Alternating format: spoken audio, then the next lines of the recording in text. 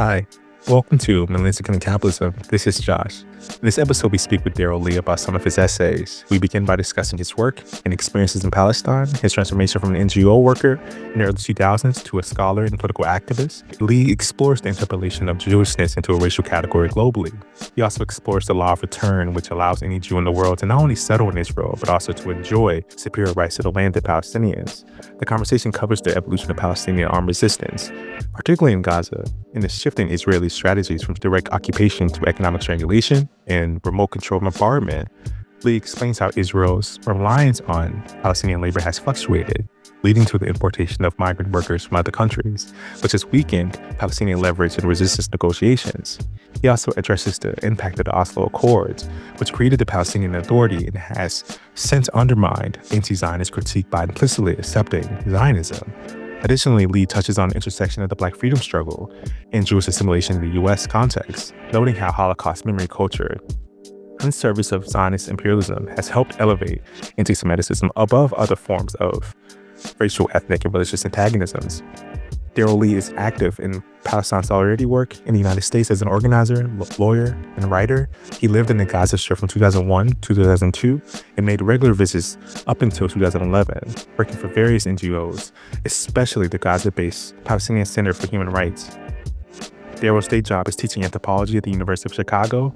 He's the author of The Universal Enemy, Jihad, Empire, and the Channels of Solidarity, which was published in 2020 by Stanford University Press. If you like what we do and want to support our ability to have more conversations like this, please consider becoming a patron. You can do so for as low as $1 a month. We can bring you these conversations totally independently with no corporate, state, or grant funding. Now, here's Darryl discussing some of his work. I'm here with Darryl Lee to discuss some of his work. So first, I would like to start off by allowing you to tell our audience a little bit about yourself and the work you do. Thanks, Josh. It's so good to be with you on Millennials Are Killing Capitalism. So my name's Darryl Lee, and I teach anthropology and law at the University of Chicago. Separate from my sort of day job in academia, I have some experience working in Palestine. Before I joined academia, I was a sort of human rights NGO worker.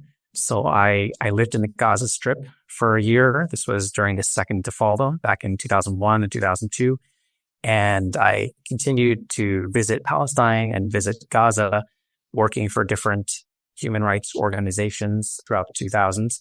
So a lot of my early kind of intellectual and political formation grows out of that kind of nonprofit industrial complex scene and kind of wrestling with its contradictions and with its many, many problems.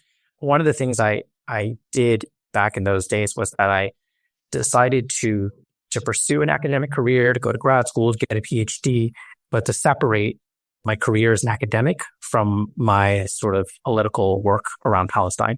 So as I transitioned from sort of being a nonprofit employee to being a political activist engaged in solidarity work inside the United States, I was very aware or very self-conscious to maintain the separation between my everyday academic work and my Palestine work. So I've been writing things about Palestine over this period, and some of them have appeared in academic spaces or academic adjacent spaces, but they've really been sort of notes to myself and others who I think might be in a similar situation, who are trying to sharpen or clarify our political thinking around aspects of the Palestinian struggle and also aspects of solidarity with the Palestinian struggle. So that's the context for a lot of my writing on Palestine, which is kind of scattered in different places, but it's mostly shorter pieces that, again, I've kind of, intended them to be things that would be useful to think with for those who are organizing and trying to get a handle on the situation.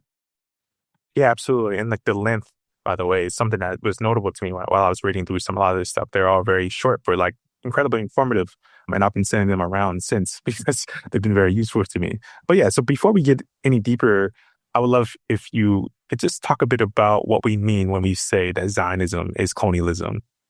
Yeah, this is really important because, so it's good to clarify, even if you follow the situation, even if you know a lot, it's not hard to find examples of, just really fucked up violence and racism in the context of the Zionist project, right? You just open your social media feeds and you can see these things all the time. So, people often say things like, well, this is racism, Zionism is racism. And I think that all intuitively makes a lot of sense. And as the sort of legacy human rights organizations like Human Rights Watch and Amnesty and B'Tselem, as they've begun to finally follow the lead of their Palestinian counterparts in recognizing the situation in Palestine as one of apartheid, this discourse is getting a lot more traction, right? And I think that, that's not a bad thing at all. But I think there's something slightly different when we talk about colonialism. Or rather, I would say you can't really have a solid understanding of racism without thinking about colonialism and vice versa. So for me, it's, racism is not just like a situation where, one group of people kind of has, is structurally, treated better than another group of people. It's also connected, I think, to certain claims and certain ideologies about geography and biological origin and people, quote unquote, coming from or originating from other parts of the world. And, whether they are presenting themselves, in this movement as in a positive sense, like where, we came from one place to go to another place to bring them civilization, right? Like we're colonizers, or if we're talking about people who are seen as coming from another place and, they don't belong here, right? So for that reason, I really want to emphasize the colonial dimension of Zionism, right? So the problem with Zionism is not just that there's a state that gives more rights to Israeli Jews than to non-Jews living under the jurisdiction of the state of Israel.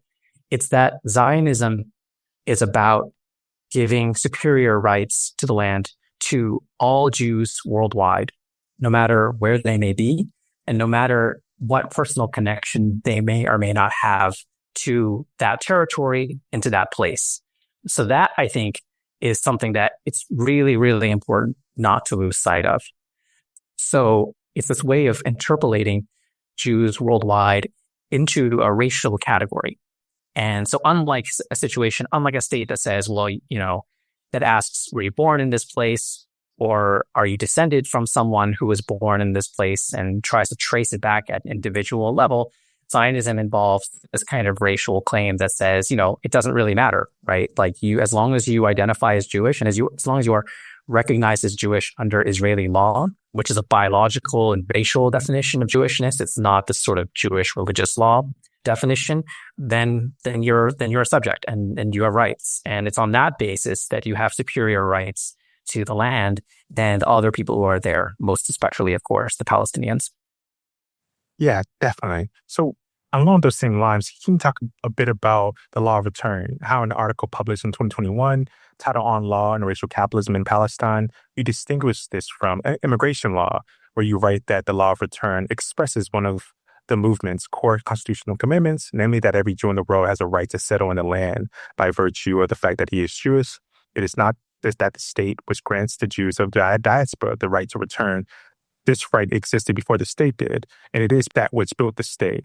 Yeah, but you also make clear that the description of Israel as that of a Jewish state is misleading because, and I'm quoting here again, Israel considers itself the state of the Jewish people. Zionism's commitment to this abstract global category of Jewishness even implicitly negates the indigeneity of Palestine's historically rooted Jewish communities as a source of rights. So if you can, just discuss this a bit. Yeah, this is really important to unpack. So, sometimes people will say well, Israel's a Jewish state, Saudi Arabia is a Muslim state, Brazil is a Christian state. Like, what's the big deal? Right? And I think that, that radically misunderstands the nature of what's going on here. So specifically, when we're talking about Zionism, we're talking about the racialization of a religious category. And like I just said, it's a global category. People who identify as Jewish all around the world, who themselves personally may not care about Zionism, may even be opposed to Zionism. But the point is that Zionism sees them as racial subjects and gives them rights on that basis. So it's hard to think of an analogous movement that tries to racialize Muslim or Christian identity on a global basis in that way, right? So again, take Saudi Arabia, which is often taken as an example, right? Saudi Arabia might think of itself as a Muslim state or an Islamic state, but that doesn't mean that it treats all Muslims worldwide as racial subjects with superior rights, right? Like you ask any migrant worker from Bangladesh or Pakistan in Saudi Arabia if they are enjoying superior rights simply on the basis of having shared religion with the Saudis, and of course they'll probably laugh in your face, right? So I think that's important to be precise in how we use these terms. So the Jewish state is a bit under descriptive. So Israel explicitly about the law, it's in the title of the law, that says no, Israel is the state of the Jewish people, right? It's not just a state whose population happens to be predominantly Jewish. And it's not a state that happens to govern itself in relation to Jewish religious law, although it does do that to a certain extent, right? It's the state of the Jewish people in the sense that a religious category is being converted into a racial one. So the most important law to be aware of is the law of return, right? The law of return does what I just described. It says that any Jewish person in the world, as defined under this law, has the right to settle in Palestine. So sometimes people say, well, this is justified because, of course, there's the Holocaust, there's long history of Jewish oppression. So it's a kind of affirmative action asylum law or affirmative action immigration law, right? That's the wrong way to understand the law of return. Under the law of return, you don't have to show that you are fleeing oppression or that you're fleeing anti-Semitism, right? The law of return just says, you're a Jew, you have the right to come.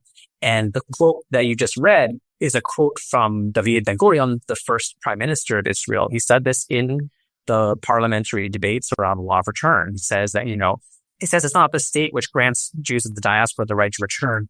The right existed before the state did. And it is that which built the state, right? So it's the colonizing imperative, right?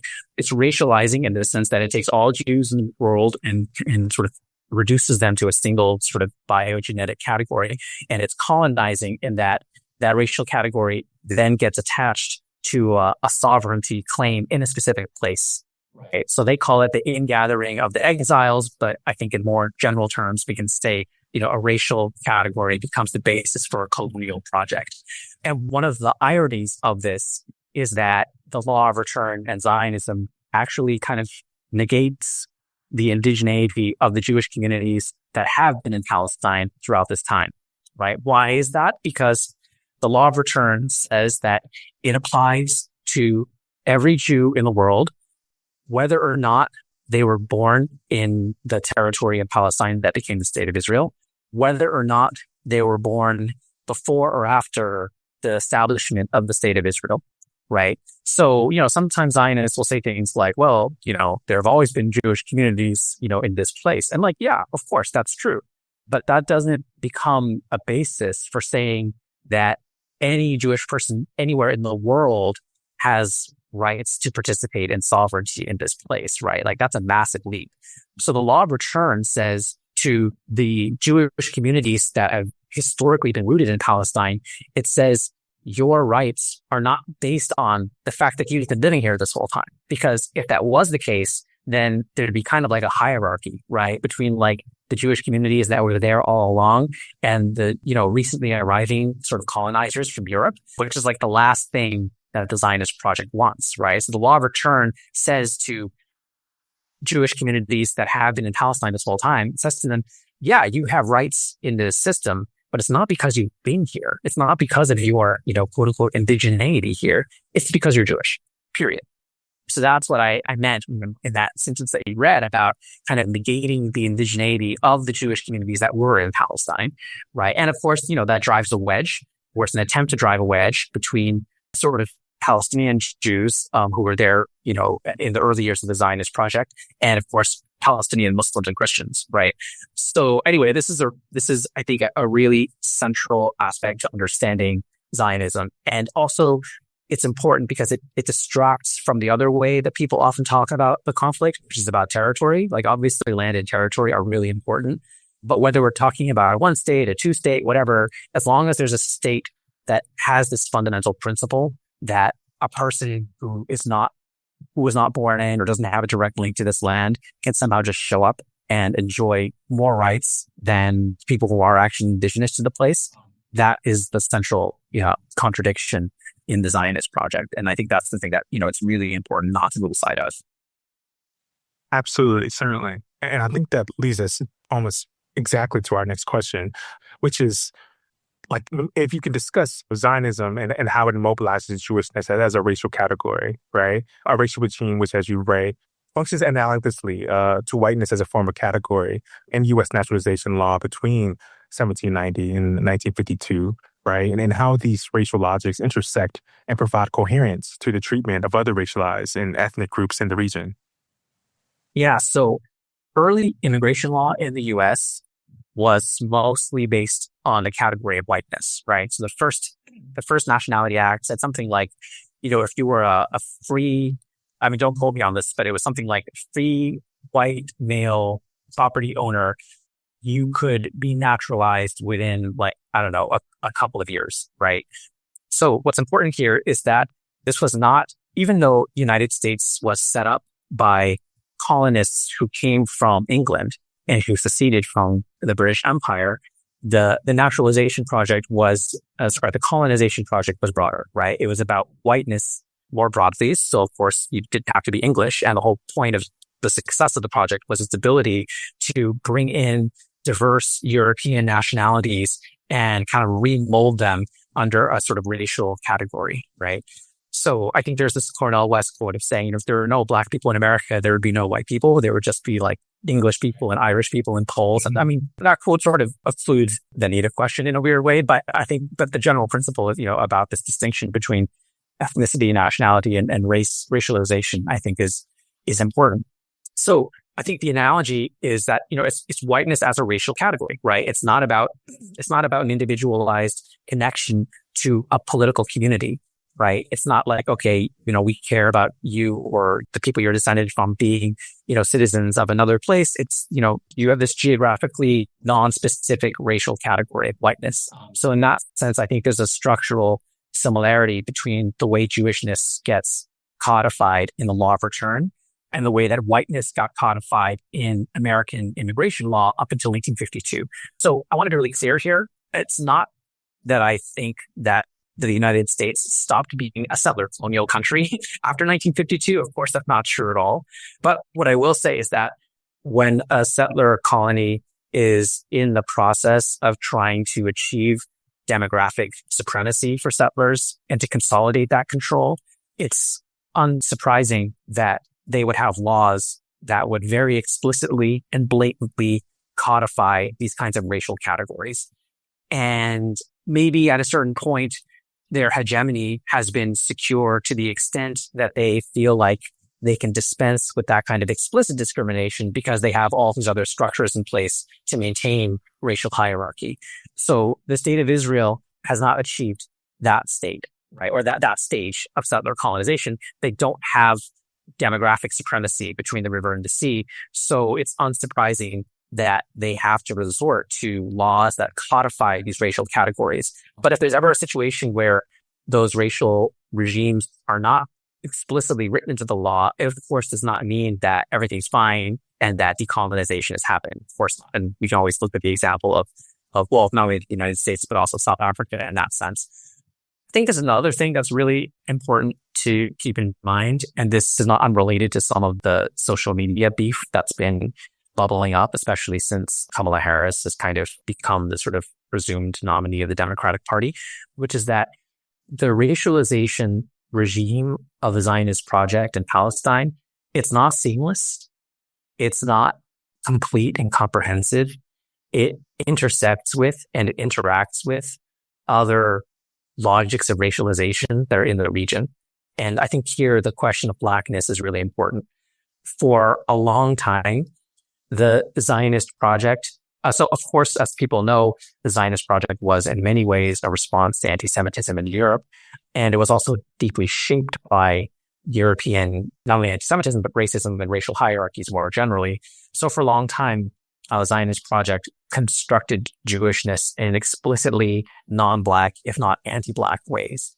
So the Jews from Ethiopia were not covered by the law of return for a while. I think it was the late 1970s or the early 1980s. I'm not exactly sure when this happened. And it was partially in response to pressure from Zionist communities in the United States, who themselves were engaged in a kind of tactical coalition with and attempts to co-opt Black freedom struggles in the United States, right? And the civil rights movement in particular. So anyway, there's a kind of complicated story there. But the point is that the Zionist project only began to accept Ethiopian Jews relatively late and under significant pressure.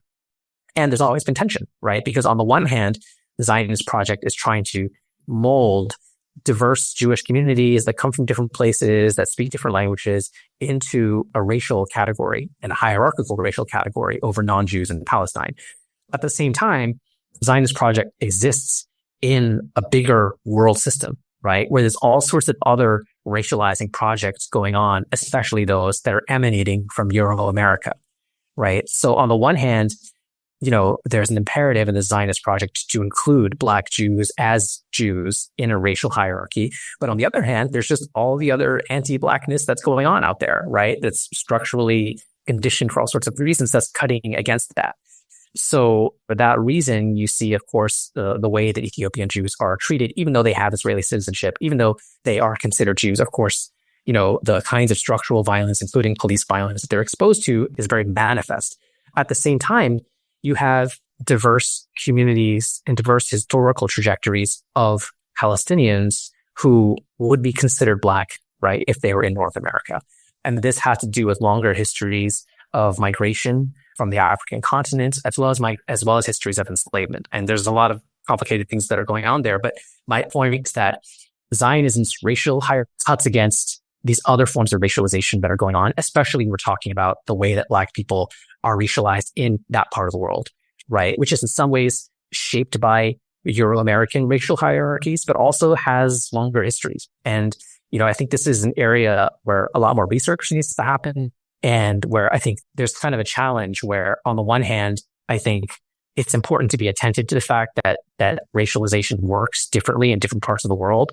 On the other hand, that argument sometimes gets used as a kind of apologia as well, right? For folks in the region, like, well, we don't have racism, or we don't have anti-Blackness, which is, of course, patently untrue. So anyway, so that's the sort of swirling cauldron of different forces and forms of racialization that, of course, have their own political economies and their own situated contexts that the Zionist racialization project is sort of bumping up against, also cutting across, and sort of in friction with.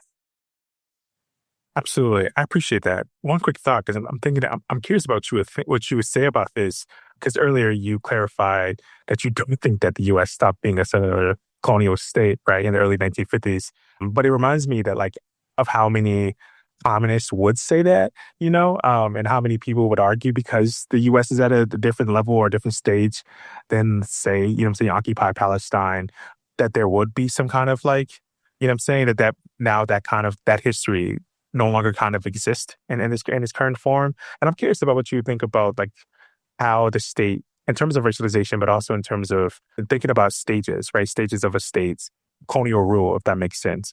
And how we're seeing today, right, with Palestine, there being a specific set of racialized relations that existed in the U.S., right, in prior years. May not look the same way today, right? But it's in history, historically past, there's an argument to be had there, if that makes sense.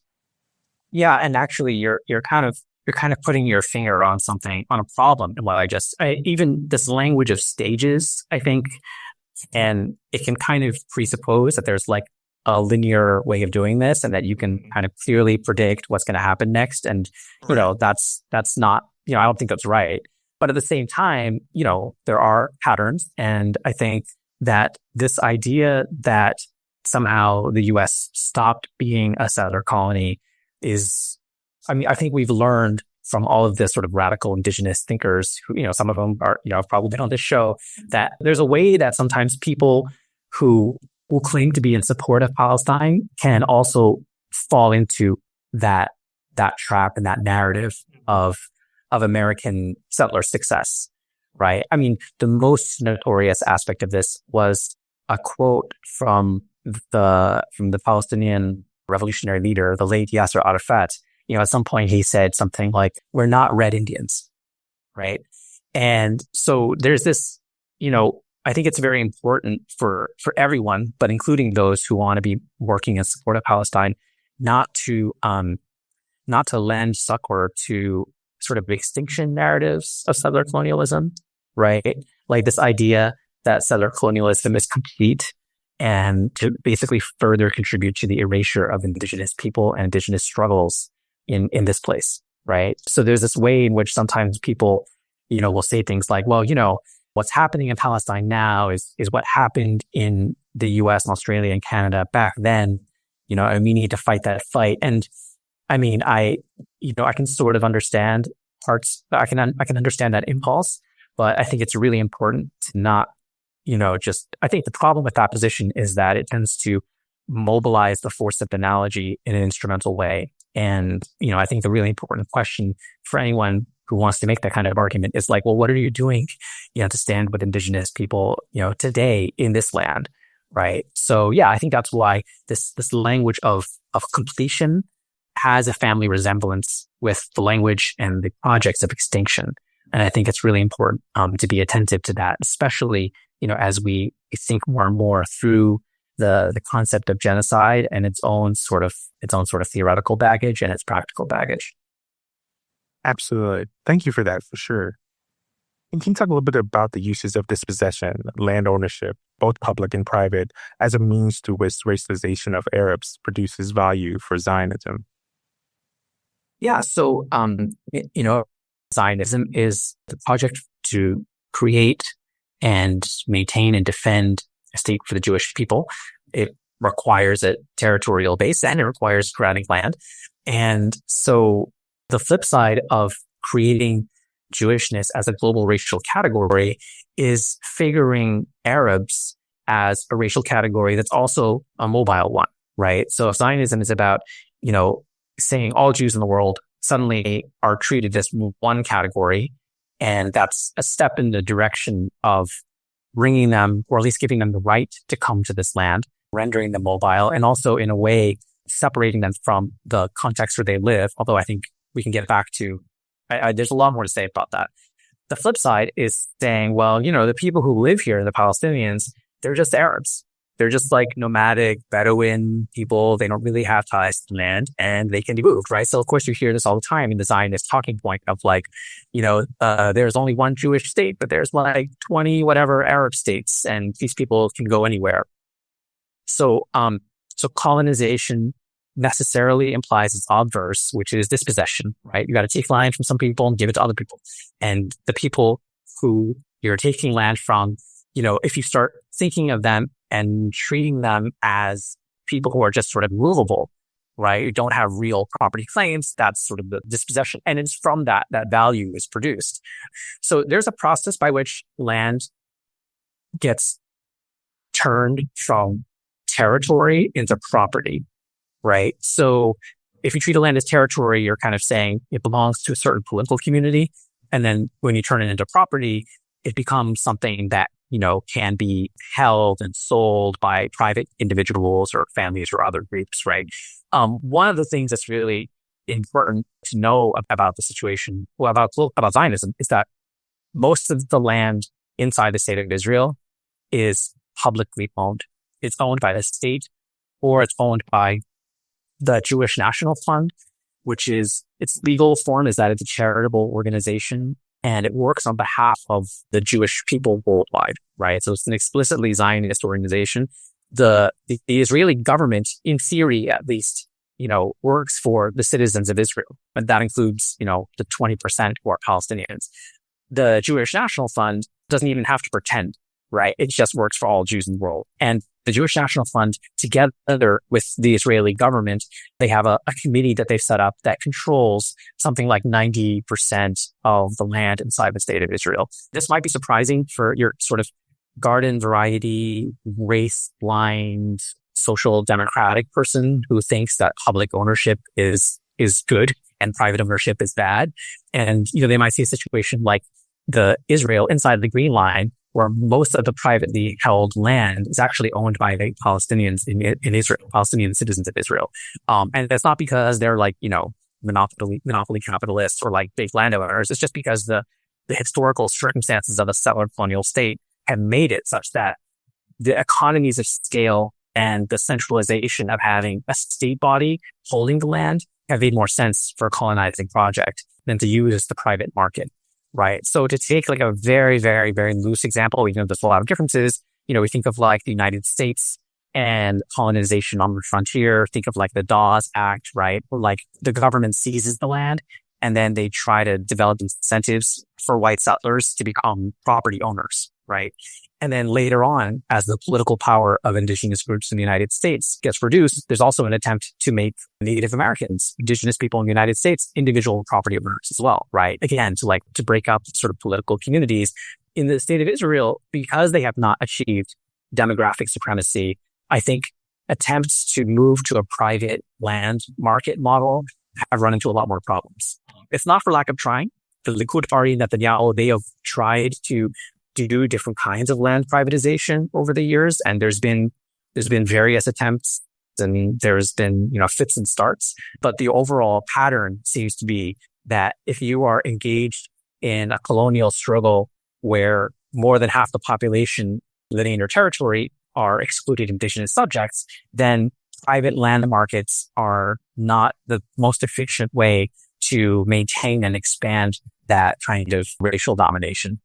Absolutely. I appreciate that. And I want to quote you at length here in a second, because you write, and I'm quoting here again, all Palestinians under Israeli rule are subjugated and in the Israeli economy in one way or another. But Israel is selective about when it permits Jewish capital to directly employ Palestinian labor. This reflects demographic realities. Zionism has settled enough Jews on the land to avoid the South Africa scenario, where a tiny minority of colonialists built an economy based on exploiting native labor.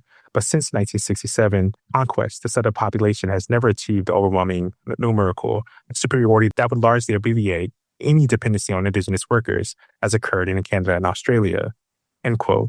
So for one, I would just like for you to discuss Israel's reliance on Palestinian labor, which created the conditions for the first intifada to be effective, but also maybe say a word about how Israel was forced to outsource labor from migrants in Romania, Thailand, and elsewhere as a result of this, and how this in return has weakened the leveraging power of Palestinians. Yeah, so historically, the question of Arab labor has been a recurring tension, if not a contradiction, for the Zionist project, right? So there's always been one strand, the more kind of like socialist, almost utopian strand of Zionism that was really about recreating the Jewish people as workers and to not be involved in exploiting others, right? But the irony is that the refusal of exploitation for labor Zionism was often very compatible with leaning into dispossession, right? So the logic isn't like, okay, let's take over the land and force the Arabs to work for us. The logic was, let's take over the land and kick the Arabs out.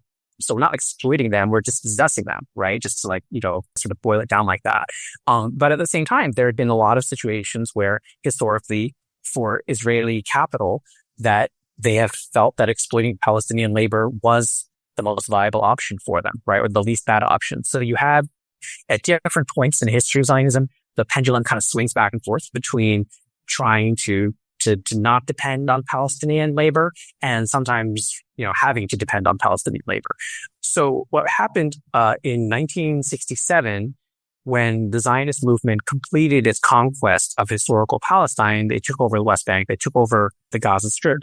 They decided to move towards a policy of de-developing these territories, right? Of making sure they could not develop a kind of independent economic base and of encouraging people to become, to proletarianize the population, right? To encourage them to work either abroad, right? So they facilitated exit out of the country so people could go work in the Gulf or work wherever, or to work in the Israeli economy as oppressed migrant workers, heavily exploited. So for about 20 years, 1967 to 1987, that was kind of the dominant model when we're talking about Palestinian labor in the Israeli economy.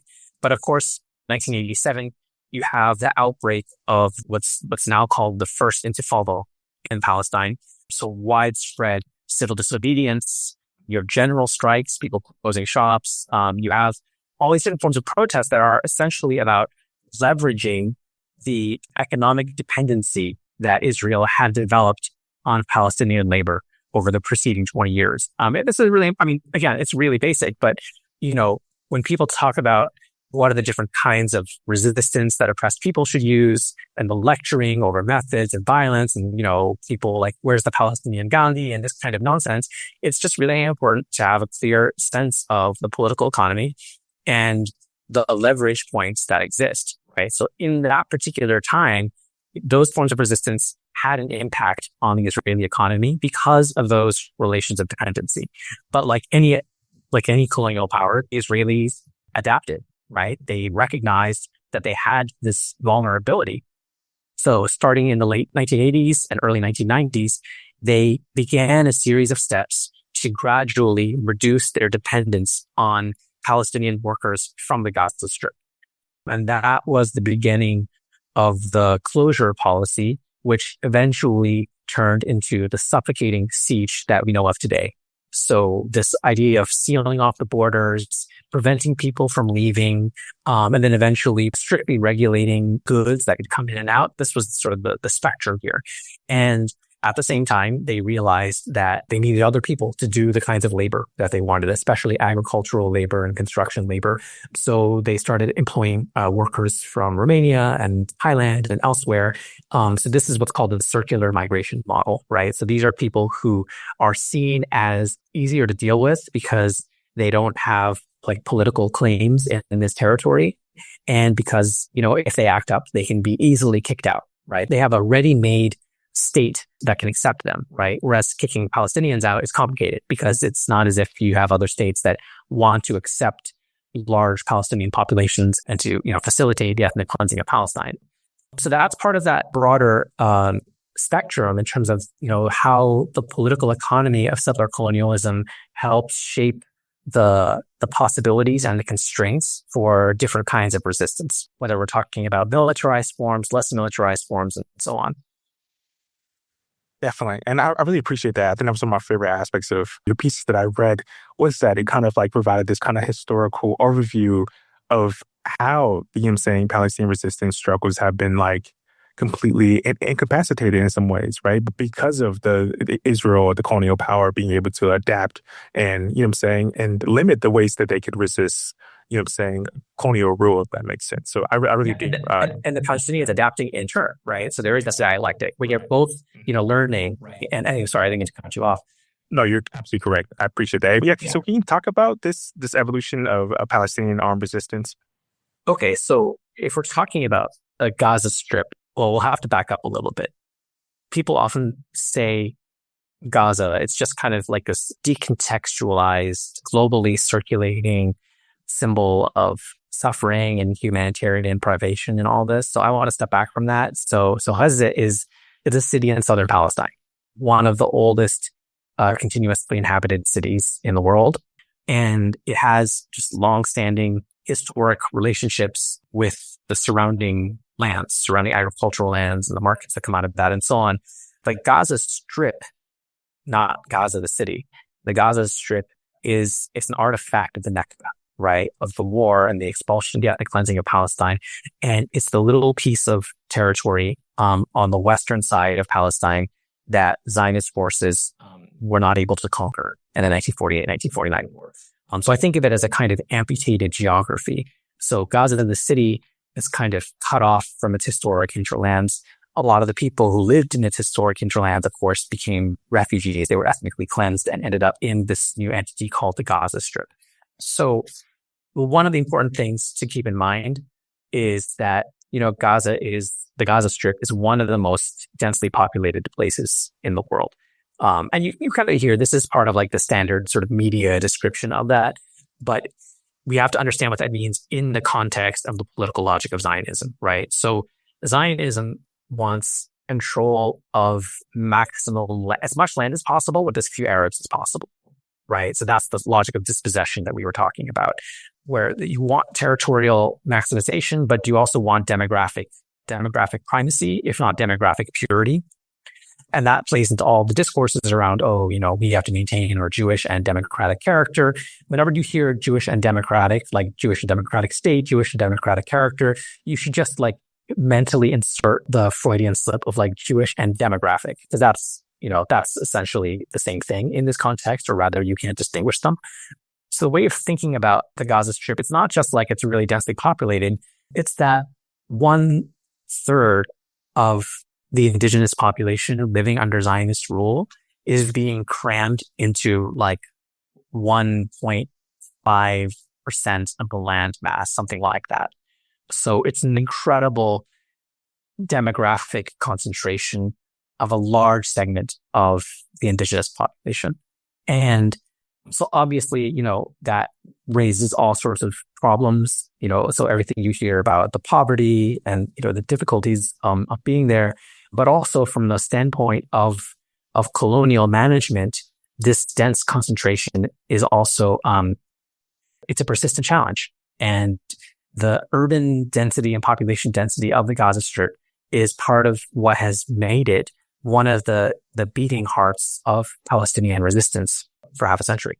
So Israeli generals, military planners, and so on have always had this, dilemma of like, well, how do you manage this place? Like, what is this, what do you do with this problem?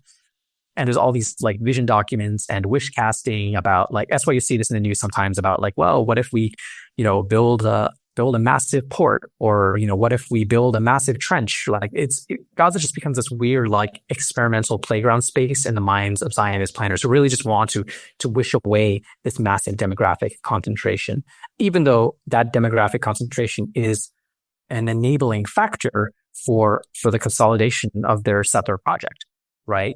Like in order to have this empty land upon which to settle colonizers, they had to have a place to put the people who they kicked off that land.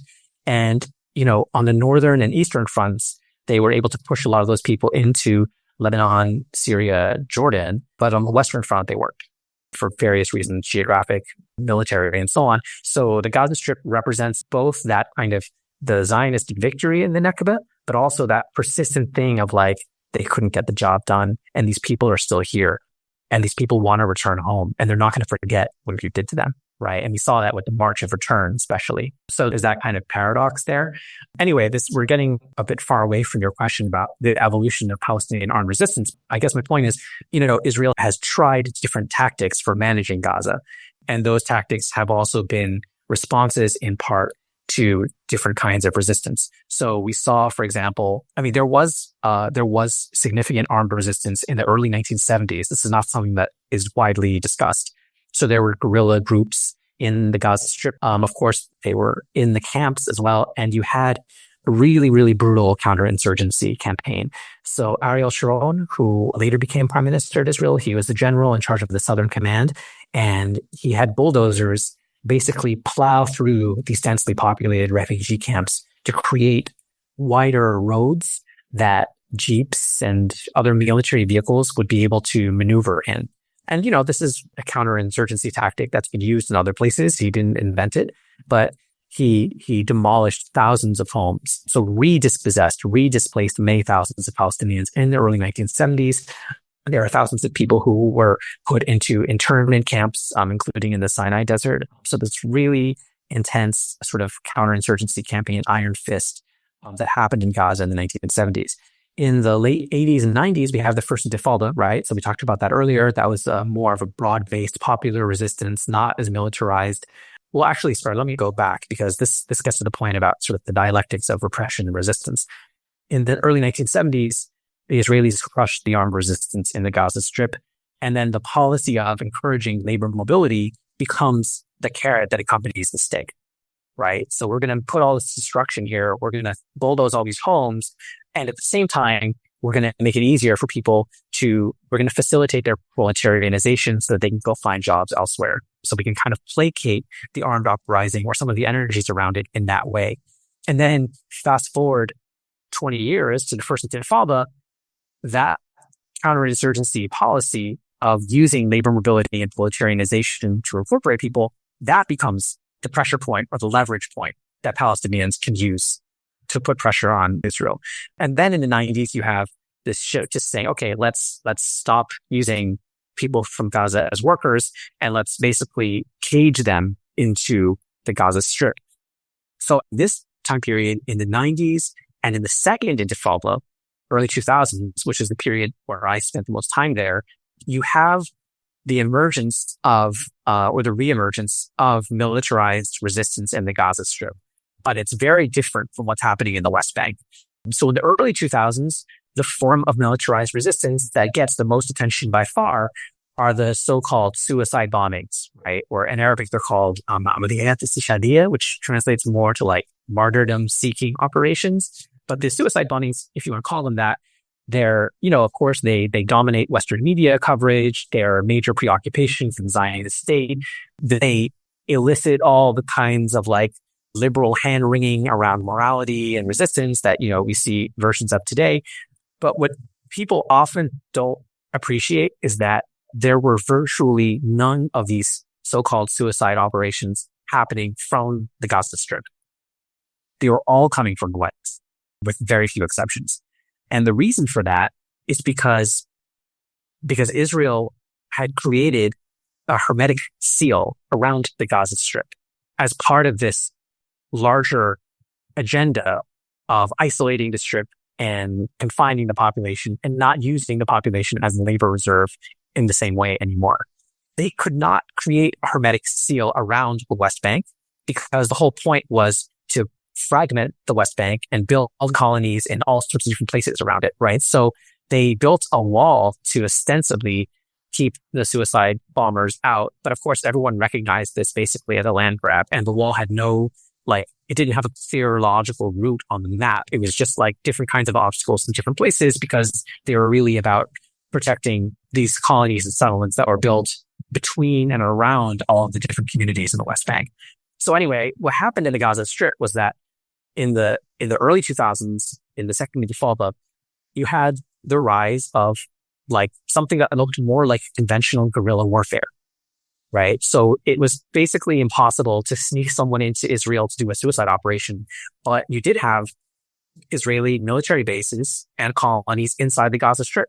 They were the subject of a lot of hit and run attacks, shooting attacks, some ambushes. And the other thing that's really interesting here is that there's a human archive of armed resistance that's very strong among Palestinians, dating from the PLO and the years spent fighting in Jordan and in Lebanon. And some of those folks in the 1990s were allowed to return to Palestine and were basically absorbed into the Palestinian Authority. So they were given jobs mostly as police and security workers. When the second intifada happened, the vast majority of those folks did not get involved in armed resistance. Some of them did, but most of them, felt that this would jeopardize their employment and their livelihoods. So there was kind of this incredible gap, I remember, in the early 2000s between the desire for militarized resistance on the ground and the efforts of like a younger generation of activists and an older generation that had a certain set of military and tactical skills, but was not necessarily going to participate or share them, with some exceptions. And there were a few operations I remember where there were significant guerrilla attacks against the Israeli army in the Gaza Strip. Like there was, for example, an attack that resulted in the destruction of a Merkava tank. I think this was like 2002 or 2003. It was the first time something like this happened in Gaza. So that there were some groups, especially like the popular resistance committees, where you had an older generation of folks who had that kind of combat experience in Lebanon, especially, and in other places, and who had trained in places like, China or Algeria or Russia, who could then, impart some of that knowledge and bring it to bear in confronting the Israeli army in the Gaza Strip at the time. But those types of operations were actually more the exception than the norm. So again, I'm not an expert on this. There's other people who have studied this more. So I'm just speaking anecdotally from my own perspective. My sense is that from the early 2000s, there's a little bit of like reinventing the wheel when it comes to the development of militarized capabilities among Palestinian resistance in the Gaza Strip. And in 2005, when the Israeli military pulls out of the Gaza Strip, it's another adaptation, right? Because if you're like a guerrilla fighter, it's hard for you to go and like attack the other side's bases and facilities or to like ambush their troops if they're not around, right? And in a way, the Israelis kind of like turned the logic of guerrilla warfare upside down, right? So in a stereotypical guerrilla warfare situation, the guerrillas control the hills or the forests or whatever. They wait for the army to come out and to be isolated, and then they'll strike them, do a hit and run, something like that. In the aftermath of the disengagement, the army wasn't there to fight, right? And if you involved in the resistance, let's say you would, if you tried to venture out towards the border fence so that you could try to sneak in or do an attack or whatever, you would be exposing yourself to an attack, say from a drone or from a distance.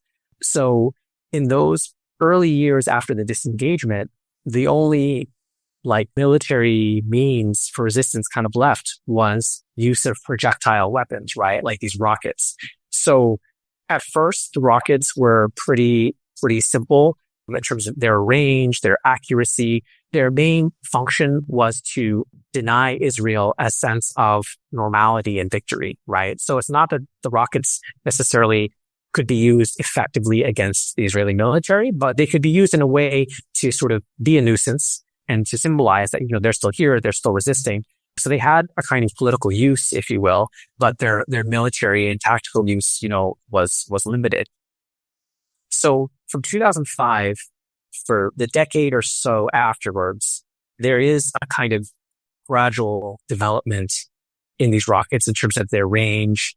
So the swaths of the population that Palestinian groups could disrupt daily life for inside the Zionist entity gets bigger and bigger, right? So it goes from just the communities that are living near the Gaza Strip to potentially communities, potentially Tel Aviv, potentially Jerusalem, right? So that's kind of the sort of equation, if you will. And the Zionists, Israel decides, okay, well, if they do that, we're obviously going to respond with overwhelming force. So they have this fixation or addiction to the idea of escalation dominance, right? You hit us, we're going to hit you 10 times harder or 100 times harder because, the only language that the negative understands is the language of force.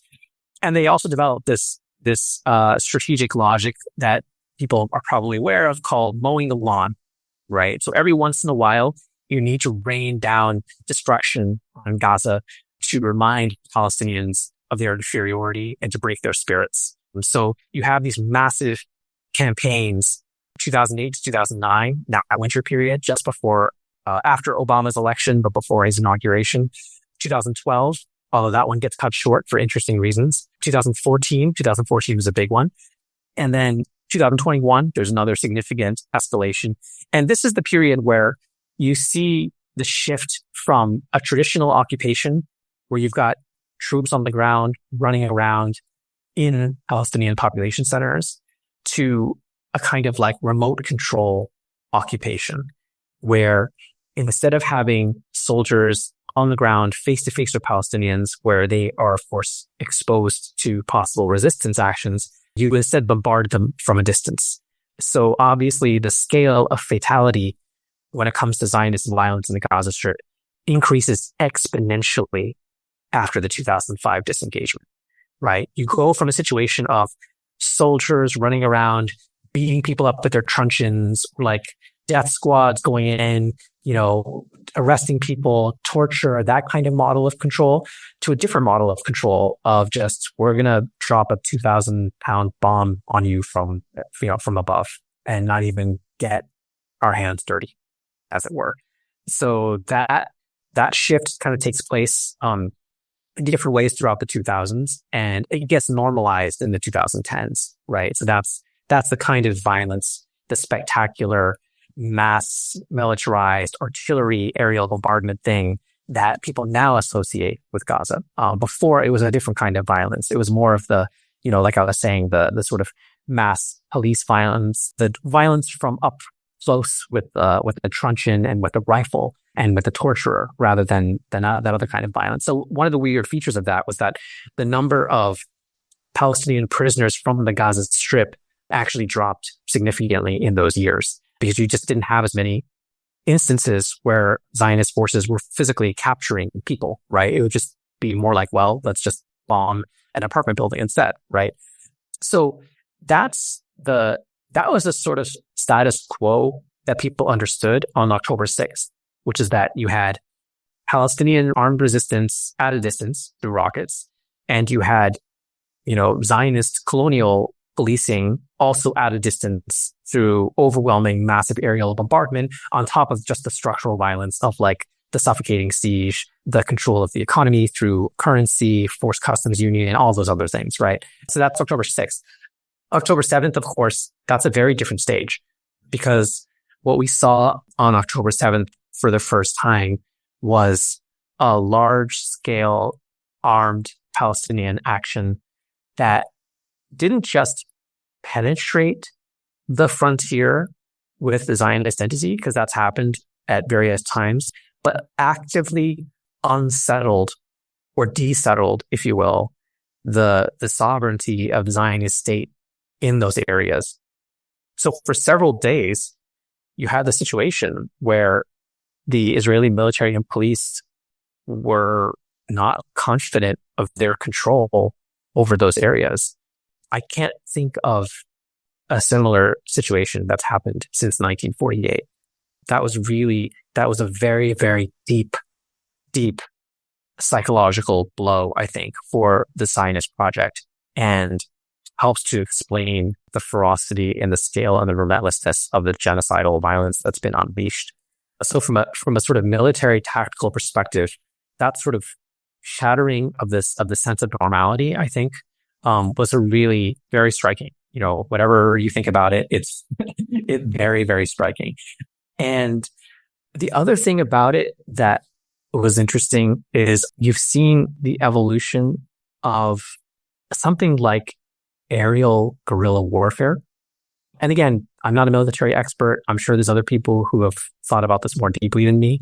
But as someone who has been watching the situation for a while, the use of drones by Palestinian resistance groups has been very interesting for surveillance. Second, for attacks that were really important for disrupting the surveillance and communications network of the Israeli army.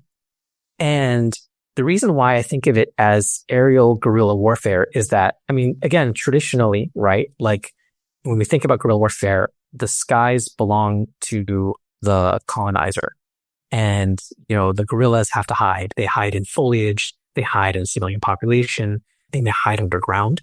And the thing with drones is that because they are small and slow, at least right now, in terms of where the technology is at, it seems like they're a bit harder to detect, right? Because the tendency, of course, with aircraft has been, fly them faster and higher and carry more bombs. Whereas it seems like with these drones, like it's even like the homemade ones that they used for the surveillance and attacks, it's precisely like the fact that they are not super maneuverable, right? And that they don't fly super high, that makes them difficult for radar and other technologies to distinguish from birds or kites or what have you. And again, maybe there's like a technological fix to this that I'm not aware of, but it's really striking me that for guerrilla warfare, it adds a third dimension. It adds a dimension of verticality that was not really part of the tactical landscape before. And more recently, with the fighting that's been going on inside the Gaza Strip, some of the videos that have come out also incorporate drone surveillance footage. So they'll show clips taken from a drone of like a neighborhood where the Israeli army is operating, and they'll sort of, use that surveillance as part of their planning. So that is a striking development that, is not something that I've seen before. Maybe it existed, but at least I was not aware of it. The other question of verticality, of course, is this whole thing about the tunnels that people have been talking about. There's been a discourse about tunnels for a long time. Usually it was about like smuggling tunnels. Like, so back in my NGO days, I worked on a project on mass house demolitions in Rafah on the southern border of the Gaza Strip of Egypt. And there the Israelis, razed thousands of homes to basically create a buffer zone along the border. And one of the excuses that they gave was that they were trying to get at these sort of smuggling tunnels. And based on different sort of military people, engineers I was talking to, that pretext didn't really make a ton of sense, because the Israelis were already on the border and controlling the border, and there are various technologies you can use to detect tunnels as they cross the border. And I bring this up not out of a sort of like liberal gotcha, like this is a pretextual security, let's just stipulate this is all part of colonial warfare and domination. But just as from a tactical perspective, that data point always stuck with me because when we looked at October 7th, as far as we know, tunnels were not part of the attack methodology because, and again, I suspect it's because digging a tunnel underneath the frontier fence, crossing into sort of the Zionist entity would raise all sorts of detection risks that don't apply when you're talking about tunnels inside of the Gaza Strip, right? So there's something about the verticality that makes tunnels a kind of defensive technology or more valuable in defensive terms than in offensive terms in this particular set of circumstances. So anyway, all this to say is this evolution has gotten to the point where you have armed resistance that's exploiting a broader spectrum of verticality, right? That is in the air and underneath the ground at the same time. So that's a really striking departure. And it's not, because we haven't seen, the other thing I should mention is that, since 2005, there have been a lot of Israeli ground incursions into the Gaza Strip. I mean, basically along the border fence areas, they were there like almost all the time. And, in some of these larger campaigns, they would go into some of the villages that are kind of near the border. So in 2009, for example, they razed most of the village of Jafnadik in the north, but they didn't go into the densely populated neighborhoods maybe a few times here and there, like around the edges of places like Ashajaya, which is a very old neighborhood in the eastern part of Gaza City. But, those are situations, and they did that on purpose because they knew that going into the densely populated areas was harder for them and would expose them to more forms of counterattack. So they were, trying to minimize their own risk profile. So we never saw like a very extended or large scale confrontation between guerrilla fighters and the Israeli army, maybe a few days here and there in various neighborhoods. So, at least for me, as someone who hasn't been there since 2011 and is not as familiar with the situation as others might be, I didn't know what to expect in terms of the capabilities of guerrillas after the Israeli army went in. And yeah, just observing it and seeing the videos that have been coming out, and even if you read them with kind of a grain of salt, or if you read them skeptically, it's this idea of verticality, I think that's been really striking and really interesting. No, absolutely. First of all, I appreciate all that background information and the way you break it down. It's excellent, truly. But yeah, now we're going to ask you a question about the occupation and how it was able to trade boots on the ground for economic strangulation and massive bombardment, but you already covered that. But in that same article, right, the 2008 article titled Disengagement in the Frontiers of Zionism, you write that, and I'm quoting here, Israel now treats the territory less like an internment camp and more like an animal pen, a space of near total confinement whose wardens are concerned primarily with keeping those inside alive and tame, with some degree of mild concern as to the opinions of neighbors and other outsiders, end quote. So, if you will, talk a bit about the historical material conditions that brought about this specific shift in strategy, and how does the territory go from being an internment camp to an animal pen? Yeah, so there's the broader picture that I mentioned of just trying to move to like a remote control model for a remote control occupation for Gaza. Now, the first version of that, plan A, if you will, from the Zionist perspective was, you have a Palestinian proxy running the place for you, right? So that's the Oslo Accords and the Palestinian Authority. So in that sense, the internment camp metaphor, if you will, kind of works, I guess, right? Because you've got, in the internment camp, you've got guards, you've got an authority that's kind of there on the ground, sort of managing things. In 2007, Hamas takes over, right? So there's a political confrontation between the Palestinian factions, Fatah and Hamas. Fatah, of course, dominates the Palestinian Authority, and Hamas won the 2006 elections for the Palestinian Legislative Council, which then caused the United States, the European Union, and Israel to put sanctions on, to basically force the PA into sort of not respecting this decision and to reversing it. So there's this fraught period between 2006 and 2007 where there's attempts to have like a joint government between Fatah Hamas or to deal with this outcome. And basically it doesn't work because Israel, the United States, and the European Union don't want to accept the democratic outcome of that election. And so Hamas takes over the Palestinian Authority institutions in the Gaza Strip. At that point, Israel says, okay, well, we don't have reliable proxy in the Gaza Strip. So we're going to move from plan A to plan B, which is we're going to manage this place without directly interacting with the civil authorities who are there. And not only are we not going to directly interact with them, we have an adversarial relationship with them and we put more pressure on them. So that's when the siege, quote unquote, starts, even though I find that term a bit misleading because even before that, there was already economic strangulation of the Gaza Strip. It's just that the economic strangulation got even tighter after 2007. And one of the ways in which it got tighter was this shift towards a kind of humanitarian logic, right? So instead of saying, okay, you can import things into the Gaza Strip, we're just going to inspect those imports and take a really long time and make the process really cumbersome.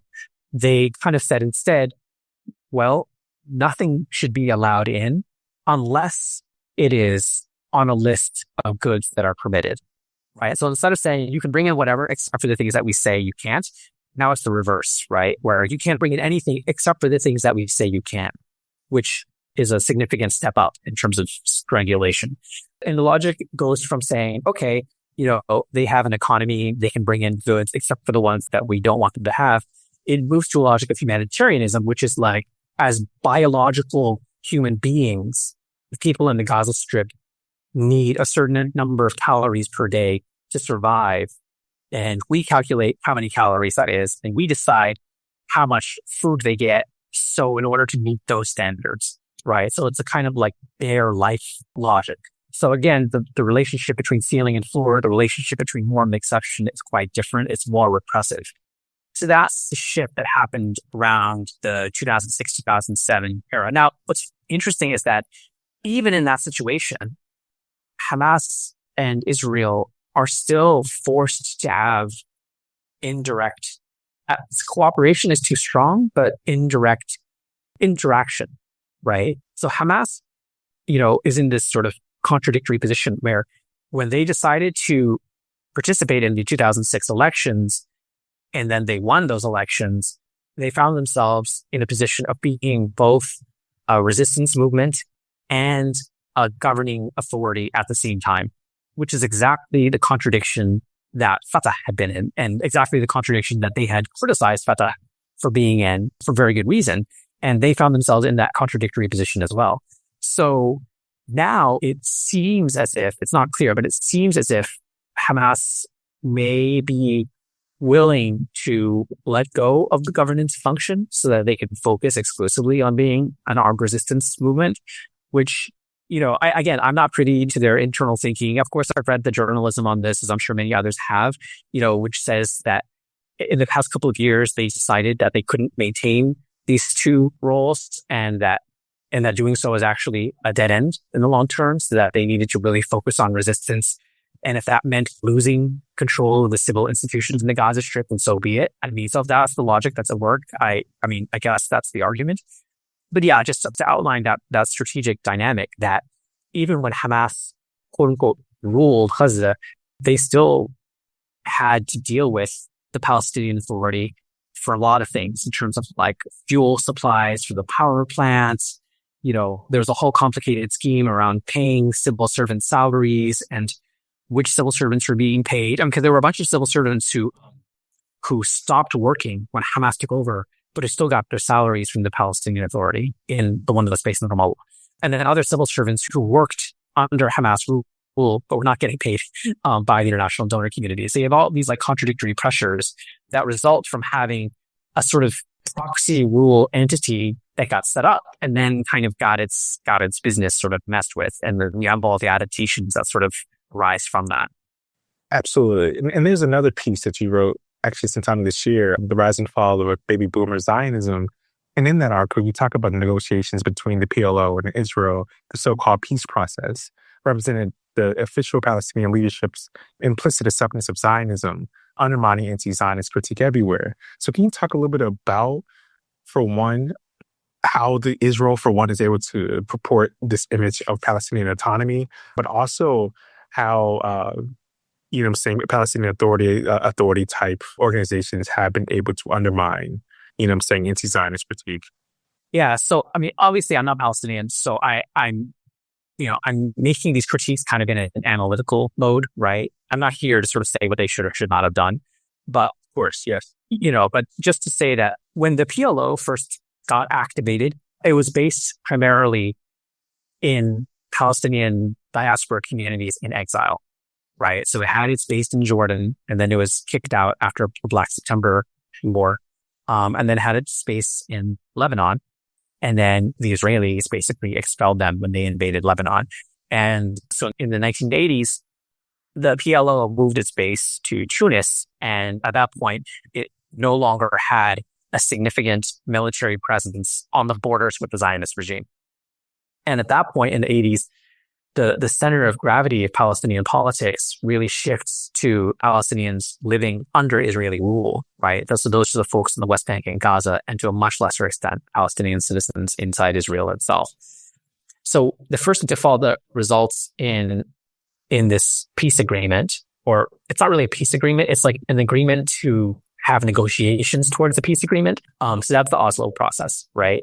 And in a way, it's like the political pressure that was generated by the Palestinians living in the West Bank and Gaza gets converted into a diplomatic gain that's reaped by the Palestinian leadership that's in exile in Tunis. So with the Oslo process, the PLO recognized the state of Israel, and the state of Israel didn't recognize the state of Palestine. It recognized the PLO as the legitimate representative of the Palestinian people, which is significant because before that, they wanted to negotiate with Palestinians, not directly, but through Jordan, for example, right? So it was significant as a diplomatic political gain for Palestinians, but it was an unbalanced one because essentially what you're saying is the PLO recognizes Israel and Israel recognizes the PLO as the entity that has the authority to recognize Israel on behalf of the Palestinians. That's another way of thinking about it. And the agreement between the PLO and Israel, the Oslo Agreement, or agreements, because there's a series of them, created this governing entity in the West Bank and Gaza that we now call the Palestinian Authority, or the Palestinian National Authority, I should say. So in theory, it's the product of this agreement between the PLO and Israel. But in practice, what happened was that the people who were in the PLO and a lot of their resources over time got redirected into the Palestinian Authority. And the Palestinian Authority is this governing body that has limited authority over Palestinian population centers in the West Bank and Gaza, but whose powers, like legally speaking, are basically subordinated to the Israeli army, into the Israeli occupation, and which is heavily dependent on customs and import revenues that are collected by the state of Israel and then turned over or not turned over to the PA. That's one major source of revenue. The other major source of revenue is, of course, the Western donor states. So the Palestinian Authority is, highly, highly vulnerable structurally to these kinds of pressures. And with the end of the Cold War and a lot of other things, Iraq's invasion of Kuwait, the PLO found itself in a really weakened position, right? So they had a whole set of bases and employees and diplomatic missions that they needed to support. With the collapse of the Soviet Union, they were in a really, really tough situation. So I'm not trying to relitigate the question of what they should or should not have done, but just to say that the structural incentives were set up so that a lot of the PLO leadership and PLO cadres moved back to Palestine and became the leadership of the Palestinian Authority, or just became part of the Palestinian Authority, but then as a result found themselves much more vulnerable to pressure from the United States and Israel from that point forward. Absolutely. Yeah, thank you for that. And there's this point you make in that same article, right? That, and I'm quoting here, the Black freedom struggle shaped the contours of Jewish assimilation, end quote. So can you discuss this connection and maybe touch on the rise of Holocaust memory culture and how this culture elevated anti-Semitism above ordinary and especially anti-Black racism into something even more objectionable?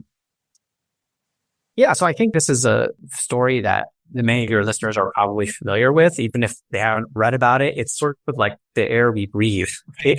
As politically aware people in the United States. And that article was just an attempt to kind of spell some of the stuff out So, you can think of the Black freedom struggle, even in kind of like the limited and co-opted variants that, like the civil rights movement.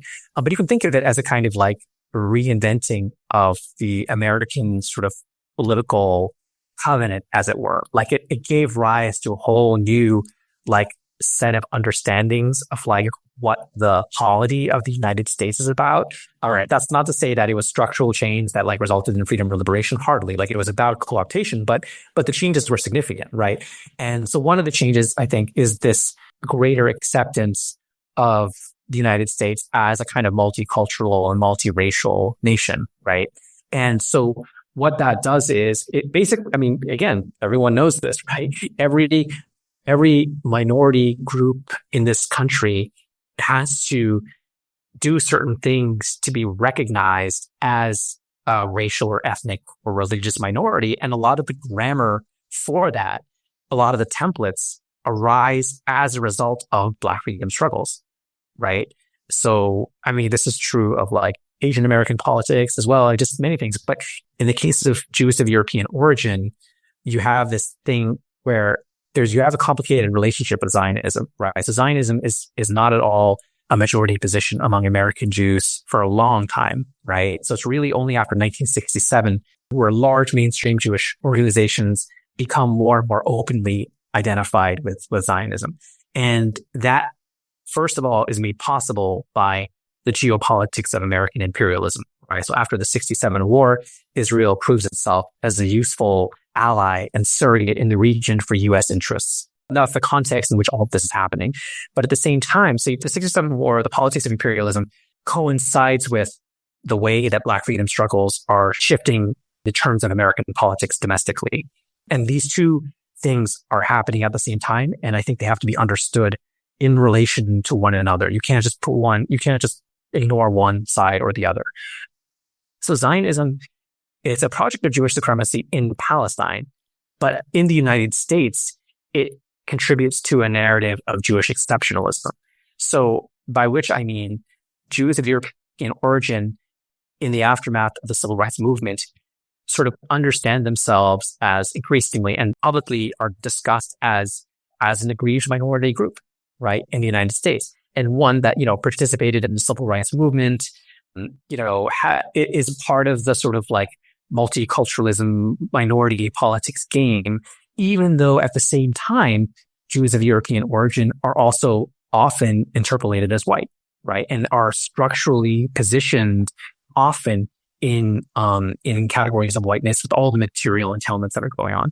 So it's this double-sided nature that's going on here, where there's whiteness in some respects, but then in other respects, there's the ability to draw on that grammar of multiculturalism and historical victimization, right? So if the new grammar, the post-civil rights movement political grammar, talks about Jim Crow, talks about slavery, for this newly reconceptualized kind of American Jewish political identity, of course, the analog is anti-Semitism, which has which manifests most powerfully in the Holocaust or the Shoah. And that historical trauma, again, becomes its own sort of point to sort of organize around, right? So you have like Holocaust memorialization, popular culture, things like the film Schindler's List, the Holocaust Memorial Museum. And it's interesting because although we just talked about how, Black freedom struggles provide a kind of template in which other minority groups in this country sort of operate. I think it's also true, of course, that it kind of runs in other directions, right? So for example, there's the Holocaust Museum is built long before the National Museums in Washington, D.C. around the civil rights movement and around the experiences of Native Americans. And even those analogs don't really work because genocide or mass atrocity is not really like a motif in the museums of Native and Black struggles because that's not acceptable to kind of the American mainstream. The American mainstream narrative needs a kind of like civil rights literal redemption arc, right? So those museums can talk about racist and colonial violence, but they have to do it in very specific and very limited ways that ultimately still feed into a kind of like American redemption narrative. But what's striking is that those museums are much more recent than the Holocaust Museum. So the Holocaust Museum opens in like 93. And anyway, so it's part of this whole set of institutions and discourses and practices that talk about mass atrocity, that talk about genocide, and that use the Holocaust as like the ultimate example of mass atrocity, right? And of course, this affects American public discourse in all sorts of ways. The fact that like you can't compare people to Nazis unless you're doing it in a very specific way that's like deemed correct by the ruling consensus. So these are kind of like the broader sort of coordinates of public discourse that come out of this confluence between, on the one hand, the way that Israel cements its place in American imperialism after 67, and the way that the Black freedom struggle changes the grammar of American politics also in that time period in the late 1960s. What ends up happening is, because of the structural position of accessing both whiteness and the sort of grammar of minoritized politics, it allows Zionist groups to use concerns around anti-Semitism and concerns around the Holocaust to police radicals of all stripes, especially Black radicals, and even like non-radicals, even like more mainstream type politicians like Andrew Young or Jesse Jackson.